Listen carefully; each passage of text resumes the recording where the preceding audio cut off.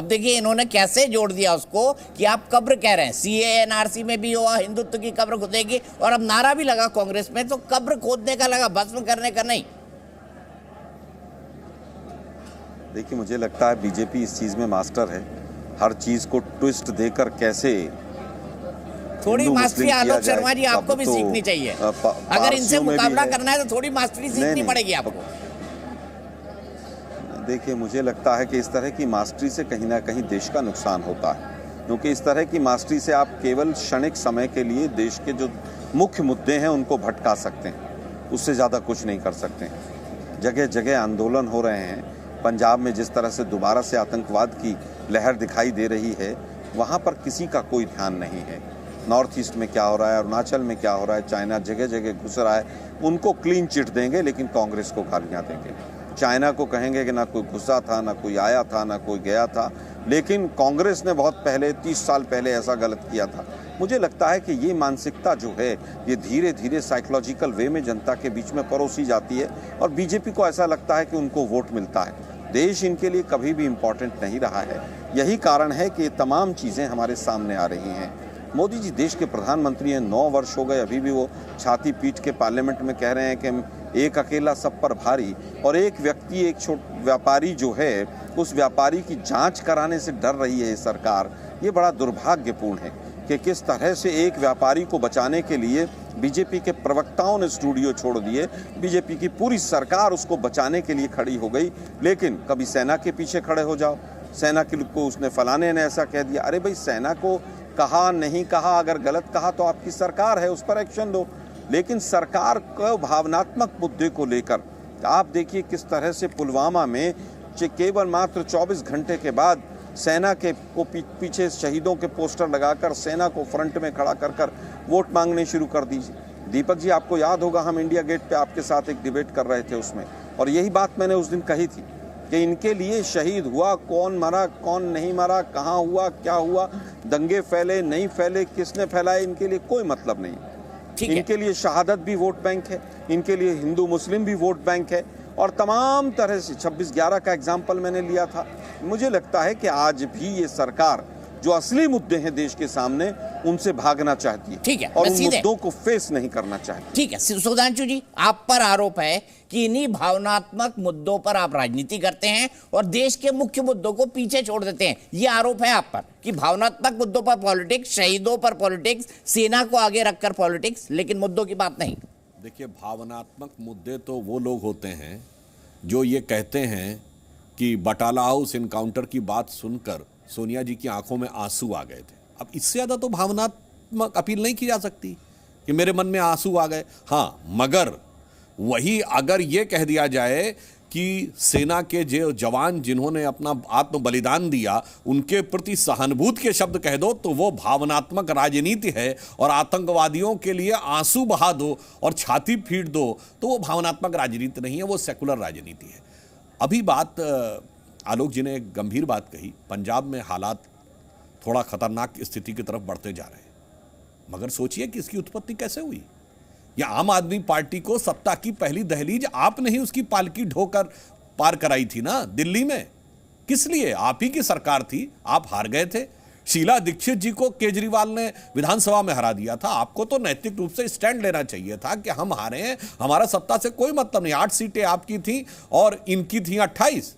आपने उनकी सत्ता बनाई। अब आइए पंजाब में क्या गलती की।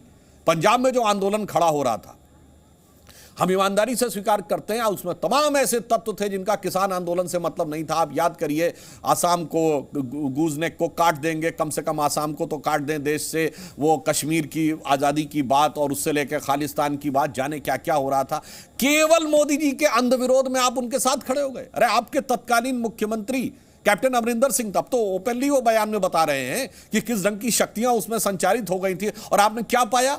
अंततः सत्ता भी गंवाई और सिद्धांत भी गंवाया, और देश की भी क्षति हुई, और ऐसे लोगों के हाथ में सत्ता चली गई जिन्होंने कानून व्यवस्था का माखौल बना दिया है। और माखौल भी कैसे? वो भी आप ही के नक्शे कदम पे चल रहे हैं। याद करिए 1977 के दौर में, 80 के दौर में भिंडरावाले को इसी प्रकार से बाकायदा हथियार लेकर अपनी रैली निकालने की परमिशन दी गई थी, क्योंकि अकाली दल को काटना था उस जमाने में। आज अगर आप देखें तो पंजाब की सरकार वही कर रही है कि दबाव के आगे झुककर केस विड्रॉ करके वापस देने की बात कर रही है। तो आपने उनको राजनीति का पहला ककहरा सिखाया था, पहला पाठ सिखाया था, और अब वो आप ही से पाठ सीखकर जो कुछ पंजाब में है वो करने की कोशिश कर रहे हैं। इसीलिए मैं कह रहा हूं, गंभीर मुद्दों के ऊपर केवल भारतीय जनता पार्टी और मोदी जी के विरोध की मानसिकता के ब्लिंकर्स अपनी आंखों पर लगाकर आगे बढ़ने से बचना चाहिए, अन्यथा आप देश के लिए भी समस्या पैदा करेंगे और खुद भी खड्डे में गिरने की पूरी संभावना रहेगी। ठीक है, तो क्या आप गलत चश्मे से देखते हैं चीजों को? क्या गलत राजनीति करते हैं? क्या आपका नारा लोगों को पसंद नहीं आता है? 2019 का ही नारा ले लीजिए, इसी तरह का नारा था जिस अपमान पे आप बात कर रहे हैं, चौकीदार चोर है, नहीं चल पाया वो। देखिए, मुझे लगता है चौकीदार चोर है का जो नारा दिया गया, उसके पीछे अगर आप राफेल की जांच करा लें किसी भी जांच एजेंसी से, तो पूरी तरह से पिक्चर क्लियर हो जाएगी। लेकिन जांच नहीं कराएंगे। सीबीआई के डायरेक्टर जो रात को 2 बजे एफआईआर लिखना चाहते हैं, तो दिल्ली पुलिस जाकर उस सीबीआई के कार्यालय को घेर लेती है कि कहीं एफआईआर ना हो जाए, और उसके बाद सीबीआई के डायरेक्टर को पेंशन तक नहीं मिलती है। चौकीदार चोर है कि नहीं, ये तो इसी कृत्य से सिद्ध हो जाता है। अब वापस आते हैं, मैं सुधांशु भाई से पूछना चाहता हूँ, 40 लोग पुलवामा में 2019 के बाद उनका शहादत हुई, वो शहीद हुए, क्या उनको आज तक शहीद का दर्जा मिल पाया है? अभी तक नहीं मिल पाया है। सुभाष चंद्र बोस को 20 साल तक आप कहते रहे कि साहब 30 साल तक भारत रत्न मिलना चाहिए, भारत रत्न मिलना चाहिए। अब तो 9 साल हो गए आपकी सरकार को आए, अभी तक क्यों नहीं दिया? केवल उन मुद्दों को आप उठाते हैं जिनसे वोट मिलती है। कश्मीरी पंडितों के मुद्दे को आपने पिछले 20-25 साल तक उठाया, जबकि जो भी घटना घटी उस समय पर आप ही की सरकार, यहाँ पर आप ही के 100 से ज़्यादा सांसद वीपी सिंह को समर्थन दे रहे थे। वो आपने वहाँ पर समर्थन वापस नहीं लिया था 1990 में जब ये घटना घटी, लेकिन वोट मांगते रहे।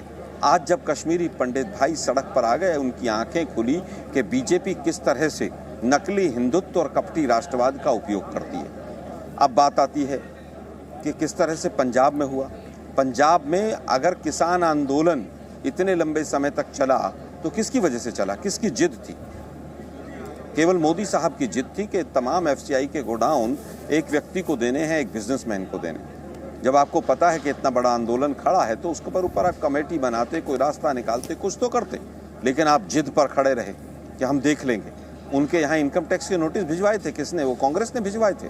किसानों के यहाँ पर हजारों की संख्या में आपने उस आवाज को उठाने में पूरी मदद दी। सरकार आपकी है केंद्र में, जिम्मेदार कांग्रेस है। मतलब गजब तर्क देते हैं आप लोग। आपका कोई जिम्मेवारी नहीं है वहां पर। आपकी इंटेलिजेंस आईबी क्या कर रही है? सब हालत खराब हो रही है, इसलिए हो रही है कि 2013 में कांग्रेस ने सरकार बनवा दी थी, इसलिए पंजाब खराब हो रहा है। मतलब कोई सुनेगा इस बात को? आपकी तो कोई जिम्मेवारी नहीं। या तो पंडित नेहरू की जिम्मेवारी है या फिर कांग्रेस की पार्टी की पूरी जिम्मेवारी है, बीजेपी की कोई जिम्मेवारी नहीं। आपकी बी टीम है वो, आप पूरी तरह से उसको पोषित करते हैं। जितना उपयोग करना होता उतना उपयोग करते हैं। कठपुतली में जितनी रस्सियां खींचते हैं आप आम आदमी पार्टी की, उतना वो चलते हैं। जिन जिन राज्यों में आप चाहते हैं वो जाकर चुनाव लड़ते हैं। वो आपसे बगैर पूछे सांस नहीं ले सकते हैं। अगर सत्येंद्र जैन भी जेल में है तो उसका पीछे भी ये कारण नहीं है कि आप उसको जेल में रखना चाहते हैं। वो भी ये है कि बीजेपी के 2 बड़े लीडर्स में से एक अंदर रखना चाहते हैं, एक बाहर रखना चाहते हैं। किसी की हिम्मत हो सकती है मनीष सिसोदिया के सीबीआई के ऑफिस से बाहर निकले 9 घंटे 10 घंटे की पूछताछ के बाद और आकर कहे कि सीबीआई मुझे बीजेपी ज्वाइन कराना चाहती थी। सीबीआई के डायरेक्टर को चुल्लू भर पानी में डूब नहीं मरना चाहिए। आपके कार्यालय से बाहर निकलते इतना बड़ा आरोप एक व्यक्ति लगा रहा है, लेकिन दोनों की बहुत अच्छी जुगलबंदी है, इसलिए कोई एक्शन नहीं होगा। ठीक है, मैं सवाल पूछ लेता है कि आज जो पंजाब के हालात हो रहे हैं, जो नॉर्थ ईस्ट के हालात हैं, वो पूरी तरह से उसके लिए बीजेपी जिम्मेदार है।